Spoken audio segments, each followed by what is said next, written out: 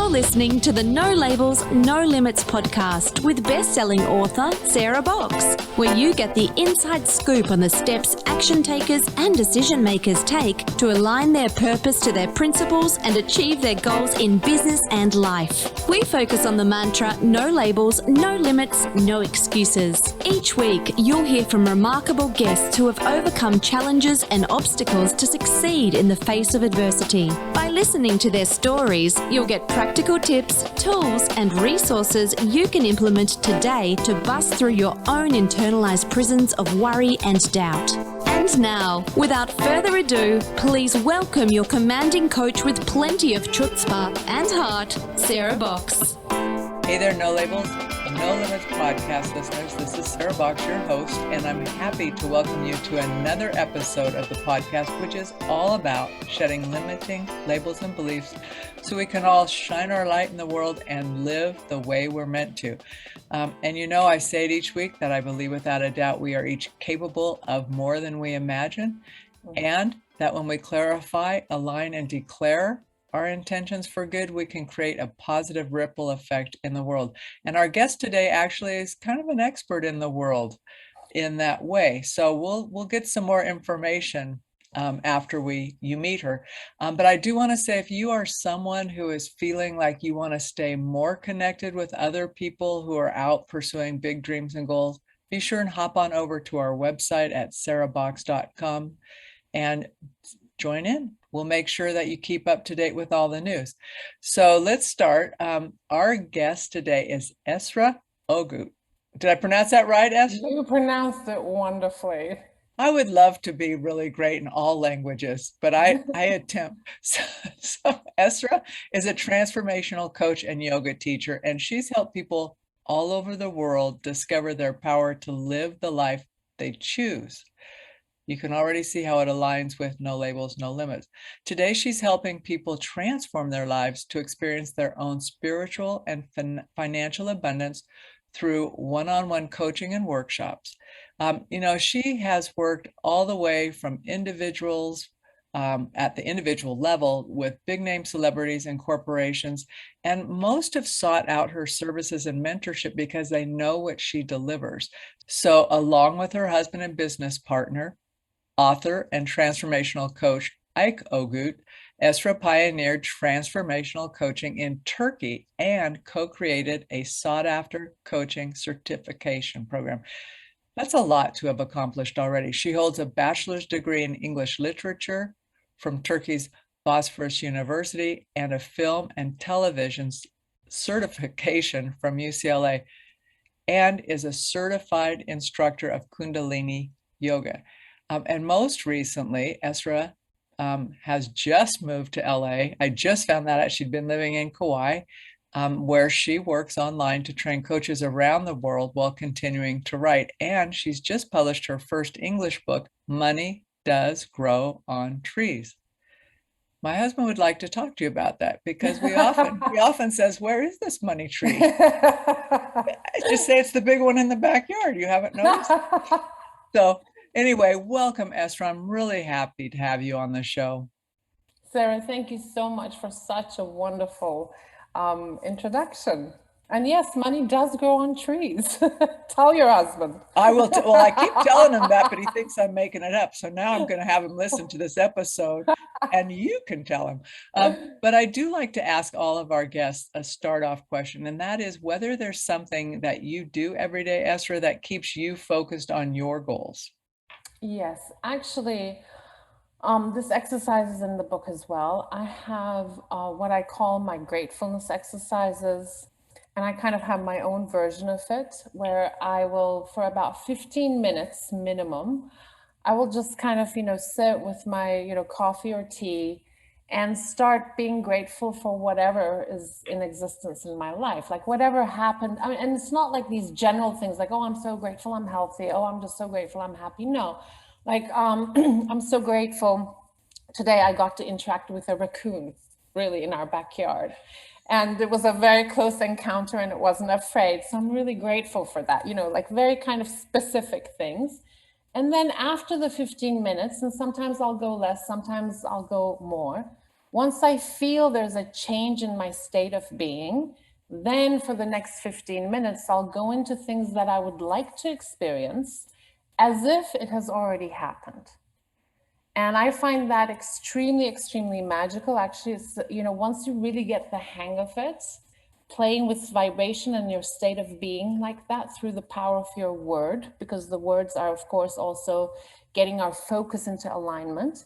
It is absolutely insanely magical how you get to begin to experience whatever you've spoken exactly manifest out in the real world, sometimes in the exact, you know, detail. And then that's wonderful because it's not just about, you know, the manifestation. It's a wonderful reminder, therefore, of how powerful we all are and the power of the word. So when did you first learn that? You know, of course, I think I was influenced very much by Abraham Hicks, like, you know, aligning your energy, the importance of focus, this and that. But in 2007, we had just moved to Turkey for a couple of years with my husband because things in LA weren't working out. You know, we were having a hard time paying rent. He was waiting on tables. I was selling shoes and, you know, working in stores. And we had just kind of, you know, started this whole journey of transformational coaching with our mentor, Daryl Rutherford. So when we moved back to Turkey for a bit, we didn't know how long it was going to be for. We made a pact with him to do these exercises every day for a year.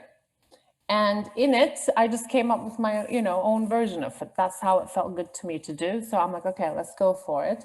And we actually experienced an insane amount of financial expansion in that 1 year. I actually don't even forget the numbers. I was making about $800, $900 in Turkey at the time, you know, teaching yoga. The coaching had just began, or maybe it hadn't began yet. I don't remember, but not maybe at the beginning of the year.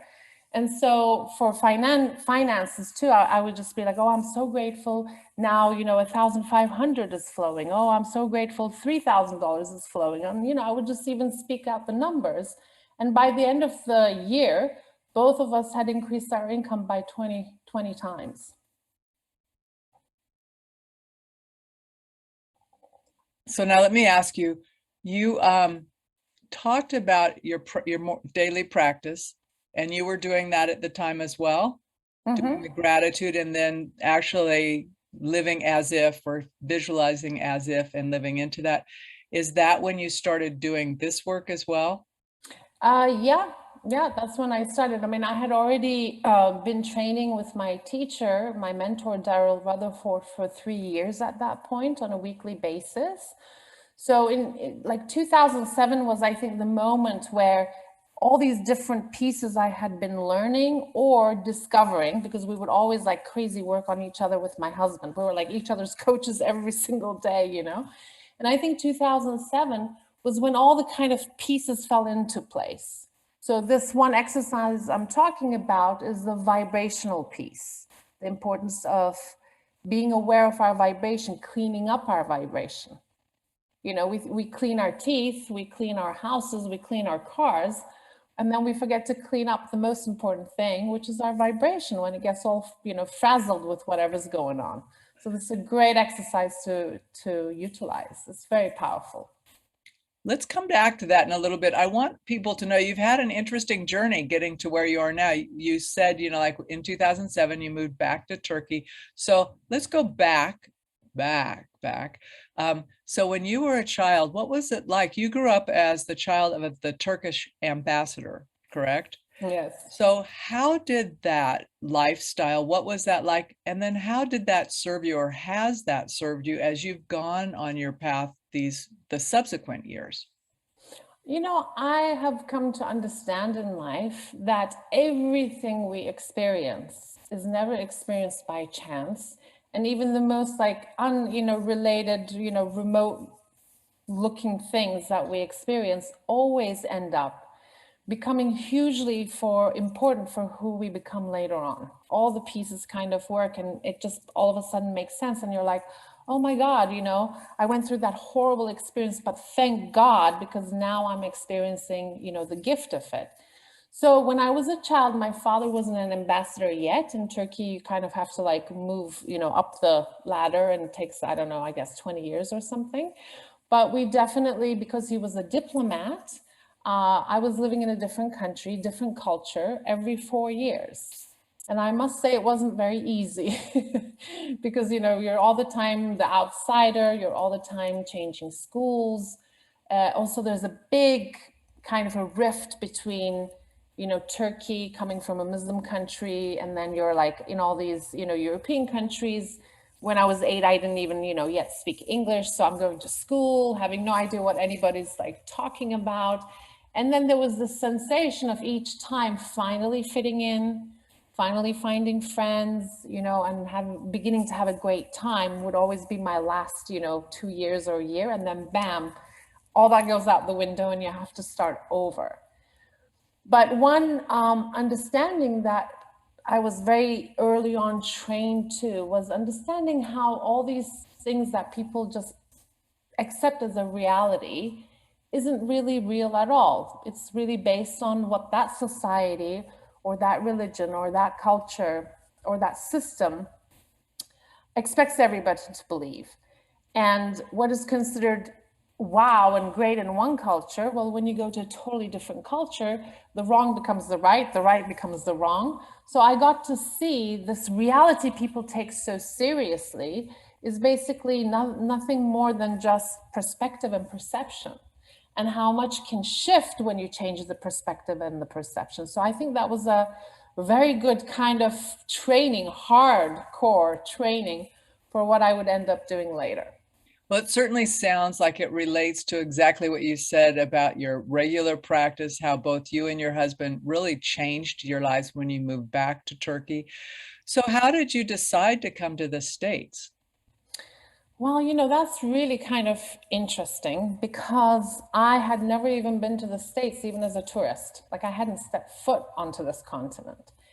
And, but because I guess I went to American schools in Europe, sometimes it would be British schools, sometimes American schools, it depends. I really loved the system of education that they had in Europe though. It was just so much more innovative than the Turkish schools, so much more caring than what I experienced in the Turkish schools. So very early on, I kind of had this obsession about America that I honestly don't know where it comes from. So since I was 16, or 15, or maybe even earlier, I just wanted to be in the United States. So yeah, it was like this kind of a weird obsession. And what's really strange is, I'll never forget. So finally, when I did arrive against all odds, because my parents didn't want me to go, I didn't have the money to come. They were so not interested in their, young 23-year-old daughter, like trotting off to the other side of the world. Like, they're like, no. And I'm like, yes, I will go, So again, with these manifestation principles, without like kind of knowing what I'm doing, I just manifested a scholarship out of thin air. I had $2,000. I declared I'm leaving. They're like, what? And, but what's really interesting, and I was very surprised by this, I'll never forget the night. It was like dusk time as I landed in LA. There was this beautiful like light all around, and I just landed, in the airport, and I'm all happy and feeling victorious, like, oh, what a dream. And as soon as I stepped into the airport and I saw the American flag, I just started bawling like you wouldn't believe, and I'm at the passport control and I'm like totally bawling. The guy's like, are you okay? And then, many, many years, I think 2 years later, some, psychic that was working with a friend of mine, just said, oh, I just want to quickly look at, what you're up to. And I'm like, no, no, no. And she's like, yes, yes, yes. And, she's like, you know what? And I was in Turkey at that point for a trip. She goes, you know what? Your real home isn't Turkey. Your real home is America.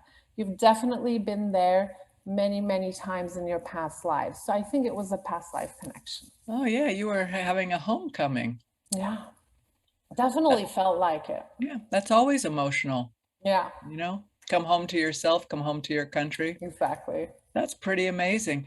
So I want to ask you, when you were young, you talk about like the moving, and then there's this time of discovery, and you sound like a very purpose-driven person, right? Yeah. I'm going. I'm going. Hear me? I'm going. But who were your sources of inspiration either as a child or a young adult? Where did you turn for inspiration? You know what, Sarah, really, I don't think I had any inspirations as a youngster. I didn't.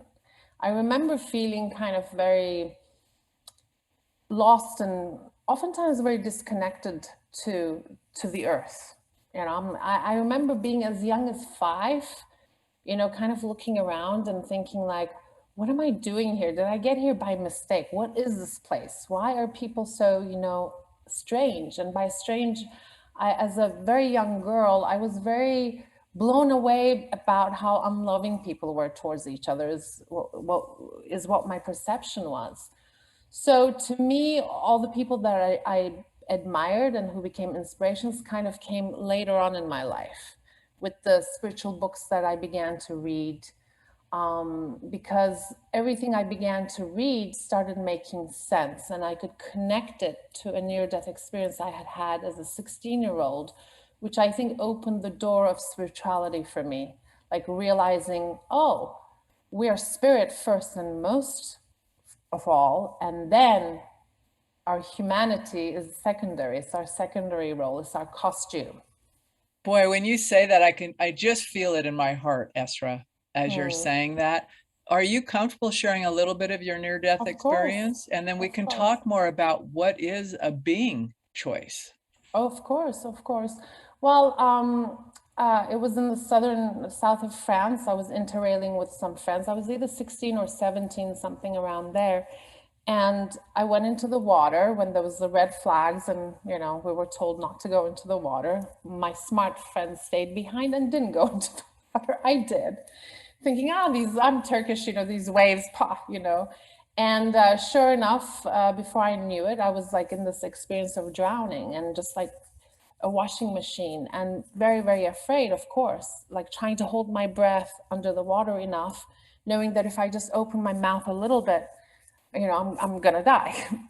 And as I was going through that struggle, I heard a voice in my right ear that said, and I'll never forget, it was like as if someone's right here speaking to me. It must have been a guide or something.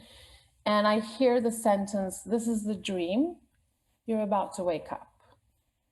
And the minute I heard that, I'm like, oh yeah, this is the dream. The real thing is when we're out of the body. I remember like it just clicked. And when it clicked, I relaxed. And I'm like, I'm excited about going back home. So I was like kind of excited about, you know, dying pretty much, because I knew it wasn't an end. It was a new beginning, and it was the real thing, like waking up from a dream pretty much. And then as soon as I relaxed, like the time and dimensions started just like opening up. And I remember just very fast seeing all the moments of my life where I either gave love or received love, and being like, aha, I remember this love thing is so important. And then I saw other me's in other realities. I couldn't see what they were doing. And then it was just this incredible sense of oneness, incredible vibrations of peace and love, which really, that level doesn't exist on an earthly experience. It's like, you know, they should have other names as to what they are. And there was this kind of a knowing that I am a part of the creator, and we're all a part of the creator. Like the creator and I are, you know, not separate. It's one and the same, kind of like water, you know. It's at the same time steam, it's at the same time water, it's at the same time ice. It's just different forms of the same thing. And that's what I understood creation to be. So when I got all this exciting information, and it was really not even information, it was a remembrance. And I remember thinking, oh my God, how did I forget all this? How did I forget? It was just unbelievable to me that I forgot all this. Then I was like, man, it'd be so cool to go back now, now that I remembered.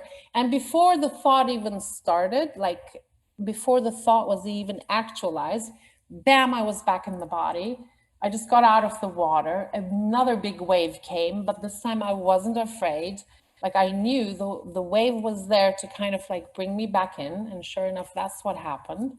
And it was this incredible blissful state that I was in for 3 days after. You know, I felt like enlightened for 3 days. I'm like, and everybody thought I was insane. Did they really?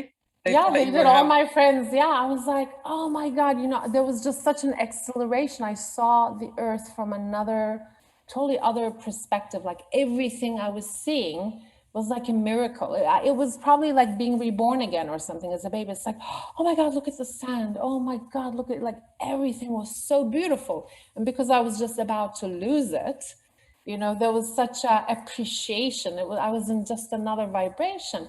So I was telling my friends, who are all like 16, 17, my age, like 5, 6 of them. And they're like, what did you smoke? Did you have something to drink for breakfast without telling us? Oh, you probably hit your head on the rocks and, something happened, And I felt like a little bit, embarrassed sharing. And then, I began retreating from that. And I'm like, yeah, well, maybe that was the dream. oh yeah. Yeah, I wonder how easy it is for us to be convinced that what we're experiencing when we're in those moments is the other and not real versus the real, and we are the dream. Exactly. So, I was convinced very easily. That was probably something, it wasn't all, that must, but, deep in your heart, you do know, and like you've never forgotten. I haven't forgotten, but for sure, for a very long time, I did put it like, okay, this is not to be talked about. This is not to really be shared.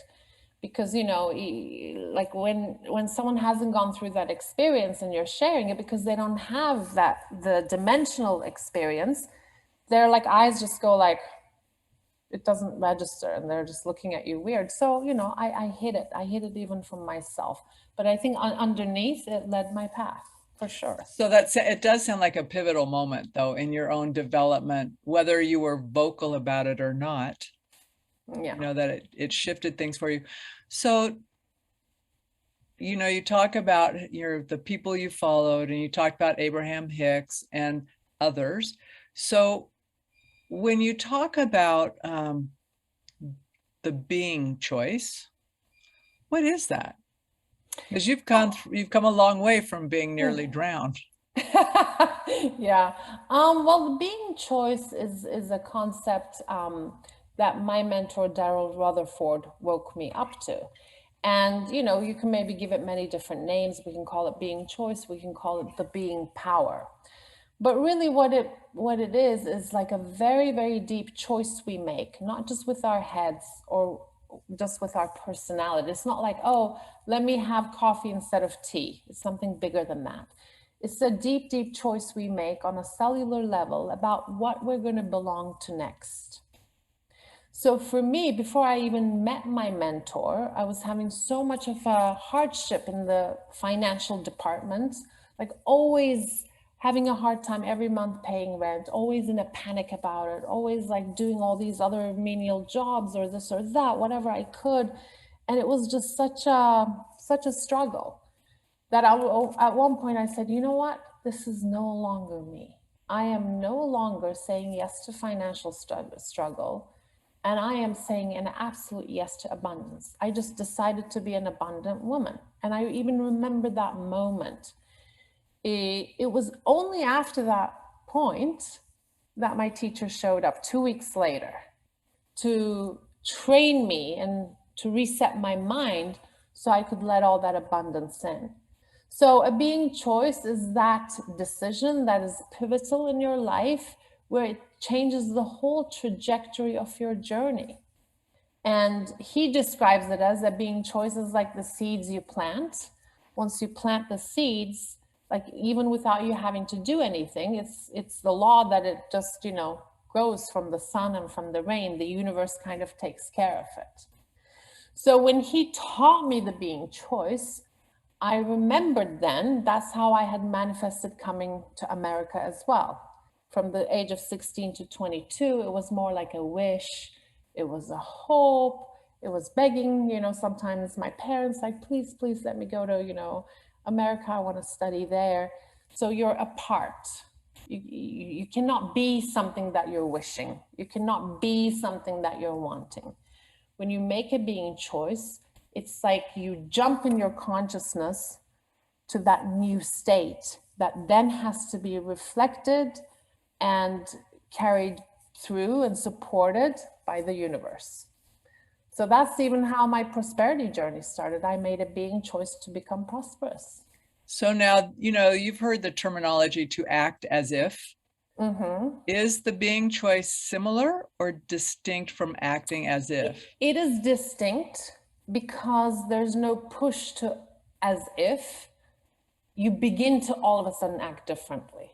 Okay. So maybe the as if is the bridge. There is one other way to like bridge from the non-state to the state. But when you make a being choice, it's like you immediately distinctively feel different about the subject. What was an impossibility before all of a sudden seems possible. What felt like hard before all of a sudden is easy. Because it is. Because it is. For example, with the America thing, it just wasn't happening. And I had already gone into a job, a TV show in Turkey that I was working in. And at one point, I don't even forget the moment, I was getting some coffee from the machine. And I said, oh my God, if I stay here, my life is going down a trajectory that I don't want. And I remember lifting my head with my coffee and just saying, I am going to America. And then after that, all these ideas started coming to me that I hadn't thought about before, such as asking for a scholarship from the company that I'm working at. And in Turkey, they don't do that kind of stuff. Like, companies don't pay you to go and like study, that's an American thing. But I'm like, you know what, maybe I can go to the top of the head of the TV company and convince them, with good arguments that, I deserve to get a scholarship to study TV and film in the US. So that idea came. Of course, UCLA was so expensive. How am I going to afford without, impossible. For the first time, I saw that there's a certification program that only costs $7,000 instead of like $150,000. So that information came. I couldn't find that information before. It's all the elements that helped me get there against all odds started to show up because I made that being choice. What's interesting, as you're describing that, it seems to me like at similar points, and I won't say that I was as crystal clear as you, there have been a couple of moments where I knew, like someone wanted me to apply for a job, they said, you're up, I'm thinking, if I apply for that job, they're going to give it to me. I mean, I knew that. Mm-hmm. And I thought I had to really decide, do I want to be that person? Yes, there you go. But that way I'm thinking, yeah, I know they're going to want me to jump through the hoops with an interview. They've already decided I'm the person. And it felt so weird to say that, so I didn't repeat it to anybody. I just thought, yeah, my work is deciding, do I want to do that or not? It's very, very true. Exactly what you're saying. It's just when you're in that knowingness, when you've made that choice, you're in that knowingness. It's just a totally different state. But it doesn't feel like a push. No. It feels like you have to show up. Yeah. And that's why when I was thinking about it, like you may not have seen all of that stuff about UCLA before because you weren't the person who it would appeal to at that point. Yeah. Right. Completely. So what do you think we need to experience or learn or unlearn to get to the point where we can live in that being choice? Because I hear there could be a lot of inherent doubt in that. Of course. I mean, it's the hardest. It's such a simple principle, yet to teach and to learn is the hardest thing because it is so simple. I mean, when my mentor first started telling me, he'd be like, well, Esra, if you don't have any money yet, that's because you haven't made a being choice to be prosperous. And I'm like, what? What are you talking about? And I'm like, okay, what does that mean? Daryl, like, how do you make a being choice? And he would go, there's no how about a being choice. You either do or you don't. But Daryl, but how? And it's like, well, how do you jump in a pool? You either choose to get, wet or you choose to stay dry. There is no how about it. And I would just it would drive me crazy.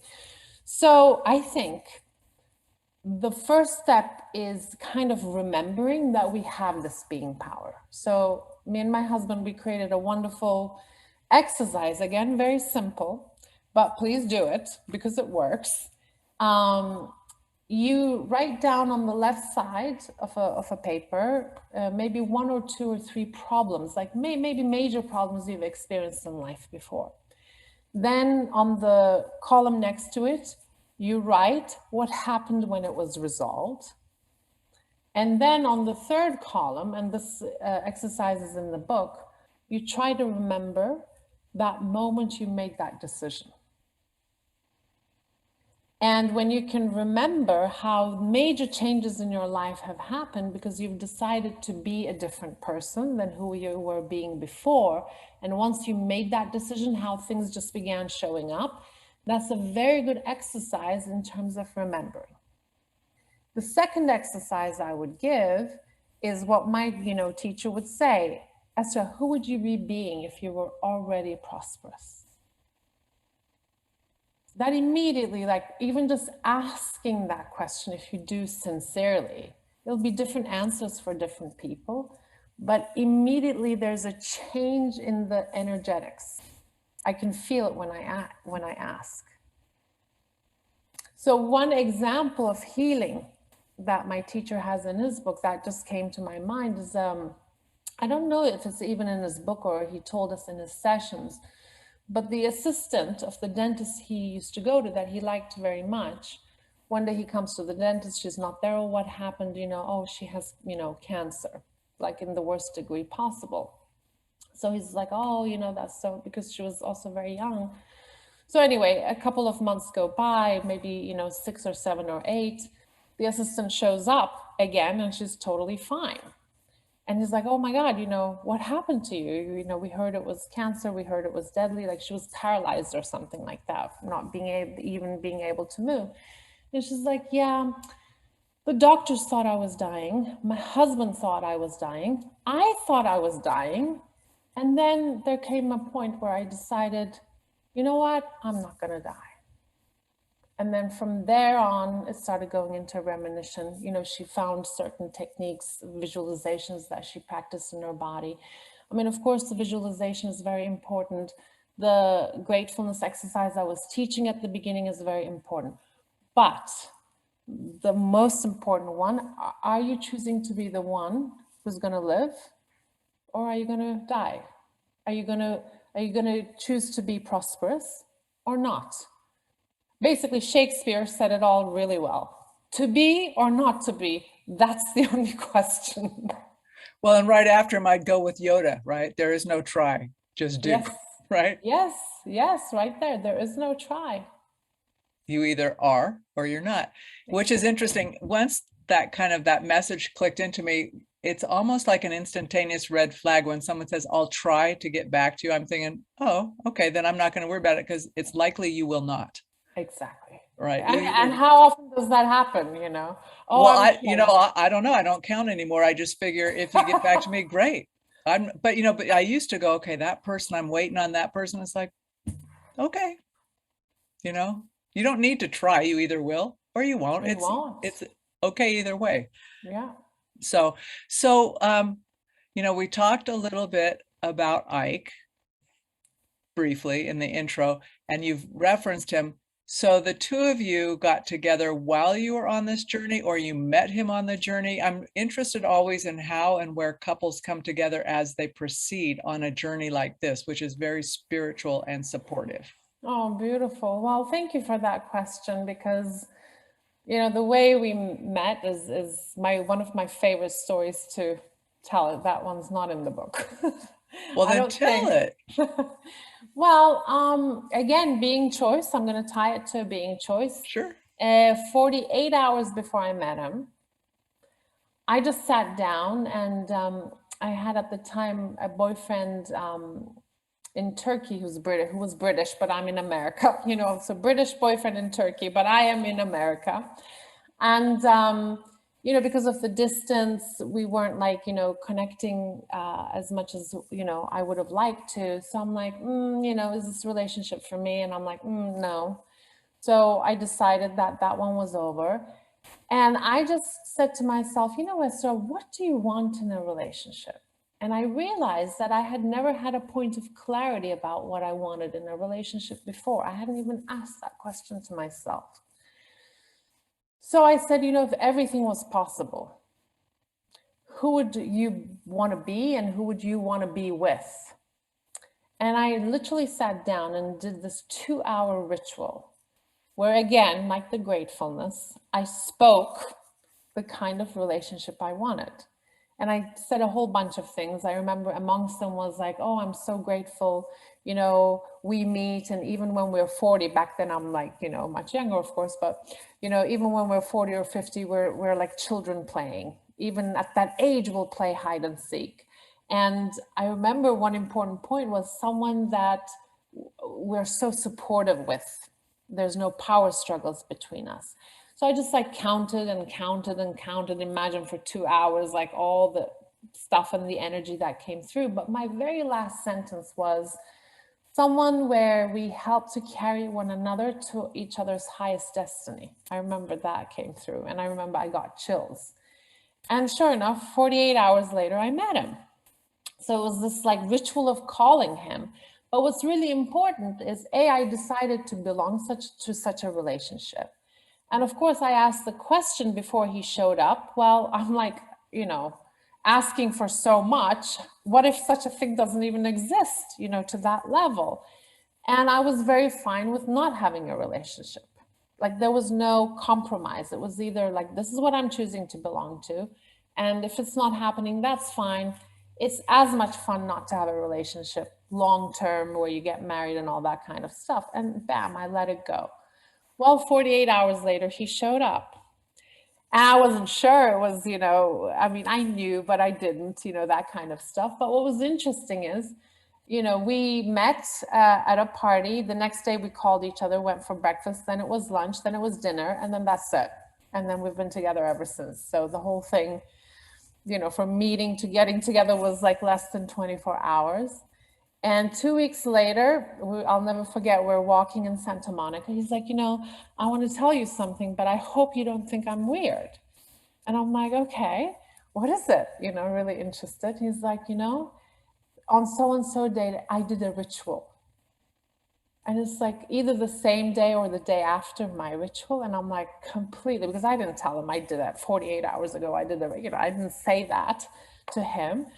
And he's like, yeah, he's like, I had all these weird lists of, what I wanted in a woman. And I was getting very, very funny results with it, kind of like a comedy show of extreme characters. And finally he goes, I took all those lists I had, I burnt it in a fire in a coffee bean in Santa Monica. And I said, I just want to be with a woman that inspires me to become more and to become like her. A woman just that inspires me, and I think you're that person. So it was this very magical, we pretty much energetically sat there and consciously called each other.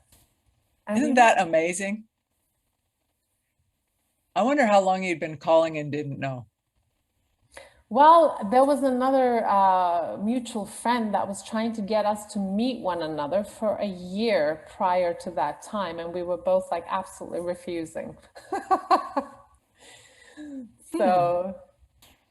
So, you, as we're kind of winding this up, I want to ask a couple more questions. And that is, the book we're referring to is the Money Tree book, correct? Yes. Because as I'm doing these exercises and I'm going out and looking in my backyard, I want to make sure I'm in the right book. Okay. So, and for folks listening, we're going to have all the links in the show notes for you. So you don't have to take copious notes or anything. It'll be there for you. But, as you work with people, Esra, as a coach or in the different ways, how do you feel the way you work or interact with people is different from what other people might expect? Well, I really don't know what other people do or don't do because we've just been doing our thing for so long. So I don't really know how to compare that. But I think one big thing that I have is we teach everything that we've walked the path of. We've done it first. We've first seen as possible, and then we go ahead and teach. Second of all, our coaching isn't about giving answers to other people, but we're very, very careful about setting them on a journey of self-discovery so that they are coming up with their own answers. Because unless the aha happens within the person, again, that being choice isn't possible. So I think that's a very, very important thing. I think there's a lot of teachers where they'll like advise or show you the way or give you the way. We believe it's about the person finding their own way, because when it is done that way, that empowerment within the person is just like the magic. They open that box, that magical box inside. As we're sitting here right now and you're describing that, is someone coming to mind for you? Like, do you have a picture of someone you've worked with that's kind of popping in the back of your head? Oh my God, because we have a lot of people in the certification, like around 200 each year we work. I mean, there's just so many beautiful stories.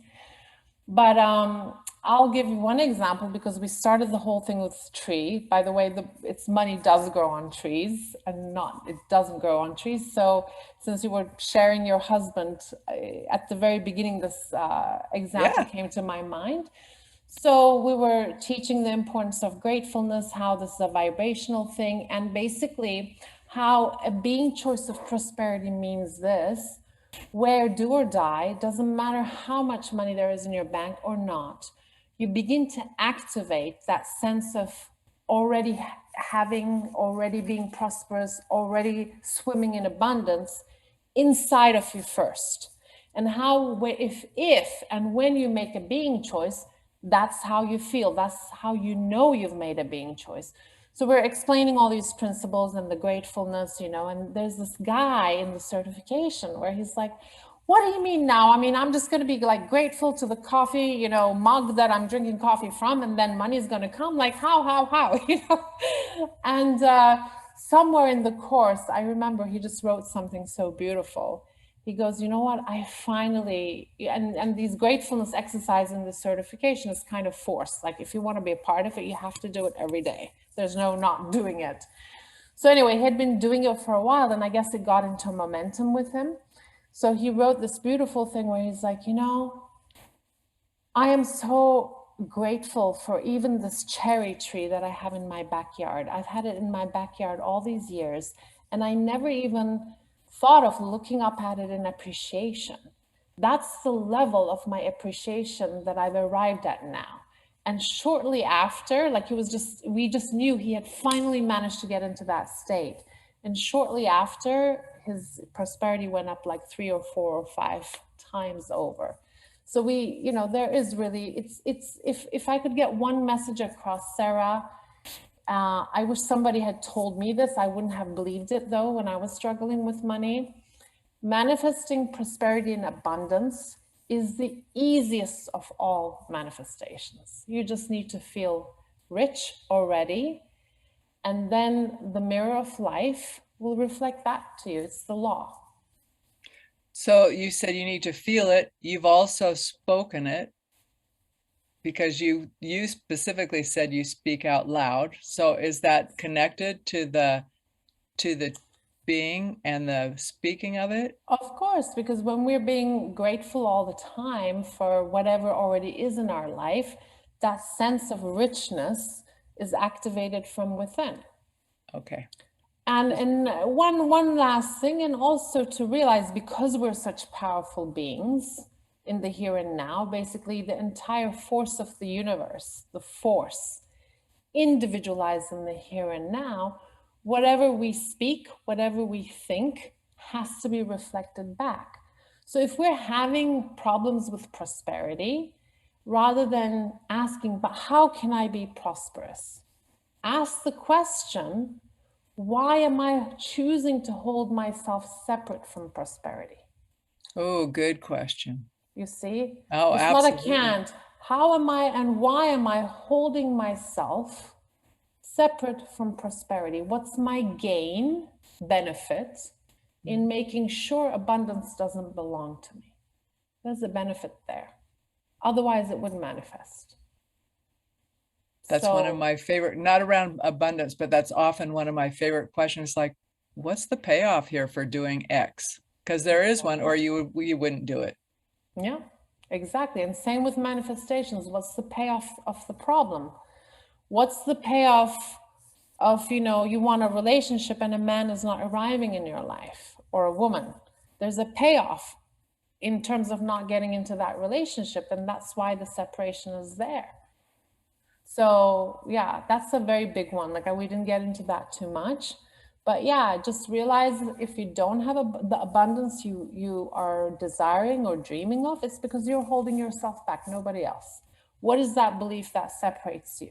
Once you find it, and it's usually like a decision we've made as a 7-year-old or an 8-year-old or a 9-year-old from whatever was going on around us, you wake up to this, it's like, oh my God, this 7-year-old girl, I'm like, what, 35 or 50, and this 7-year-old person and her perspective or his perspective is running my financial life. And that is so ridiculous that when you just wake up to that alone, you can just have a huge shift happening. Esra, thank you so much. I actually do think we could have 1 or 2 more podcasts just on different aspects of things that you've shared. I would love to. Great. Okay, thank you. Done deal. I will follow up with you separately. But before I let you go from this one, tell folks where you are best reachable. How's the best way for people to find you and what you're up to? Our website is www.ikeandesranow.com. That's IKEANDESRA now.com. And Money Does Grow on Trees, the Myths We Create and Live By, just got released on Amazon this Monday, September 6th. So you can reach the book from there. Perfect. Hey, everybody, let's go buy the book and help drive sales up. Yay. Did you read it? Is it available on audio yet? No, we haven't done the audio yet. It will be. I would make a request. Okay. I'm just I love audiobooks. And I don't know, now that we've had you on the podcast, I can actually, if you were to be the narrator or whatever, it would be fun. But I do read as well. So thank you for our time together today. And I've learned a lot. And I hope that you as our guests have also taken away a lot. But do check out the show notes, reach out, see what Esra's doing.